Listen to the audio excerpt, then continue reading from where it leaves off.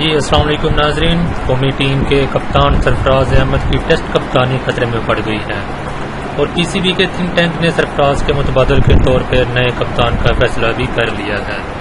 World cup 2019 میں 5 match جیت کر 5ویں پوزیشن پر ٹورنامنٹ ختم کرنے والی ٹیم پاکستان کے وکٹ کیپر کپتان سرفراز احمد نے 7 جولائی کو نیشنل اسٹیڈیم کراچی میں دوران پریس کانفرنس 2 ٹوک الفاظ میں کہا تھا کہ وہ کپتانی سے کسی طور بھی علیحدہ نہیں ہوں گے.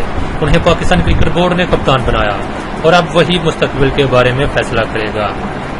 32 سال کے سرفراز احمد نے 13 ٹیسٹ میچز میں قومی ٹیم کی قیادت کی اور جہاں ٹیم پاکستان نے سرفراز احمد کی قیادت میں 4 ٹیسٹ جیتے اور 8 میں اسے شکست کا سامنا کرنا پڑا. اب اطلاعات ہے کہ آئی سی سی ٹیسٹ چیمپئن شپ سے قبل بورڈ نے وکٹ کیپر کو جو اس وقت قومی ٹیم کے تینوں فارمیٹ میں کپتان ہیں ان سے طویل دورانیے کی ٹیسٹ قیادت سے علیحدگی اختیار کرنے کا اصولی فیصلہ کر لیا ہے. 2 اگست کو لاہور میں کرکٹ کمیٹی کے اجلاس میں اس بارے میں معاملات کو آگے بڑھائے جانے کی اطلاعات ہیں. تاہم سرفراز احمد کی ون ڈے اور T20 قیادت پر بھی معاملات زیر غور ہیں.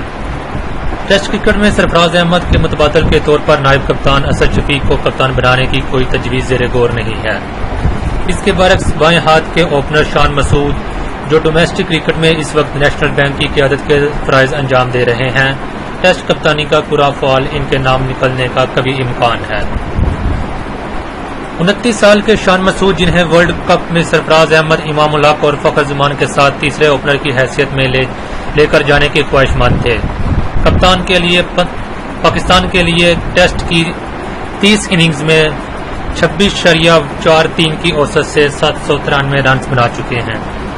بائیں ہاتھ سے کھیلنے والے شان مسعود نے آخری ٹیسٹ سیریز اس سال جنوبی افریقہ میں کھیلی تھی جہاں 3 ٹیسٹ میں شان مسعود نے 2 نصف سینچریوں کی مدد سے 228 رنز بنائے تھے. شان مسعود کو ٹیسٹ ٹیم کی قیادت دینے پر بورڈ میں چند افراد تحفظات کا شکار ہیں. البتہ پی سی بی کے تھنک ٹینک نے شان مسعود کو ٹیسٹ ٹیم کی قیادت دینے کا اصولی فیصلہ کر لیا ہے. ناظرین ویڈیو کو ضرور لائک کیجیے اور مزید اس طرح کی ویڈیوز کے لیے ہمارا چینل سبسکرائب کریں. شکریہ.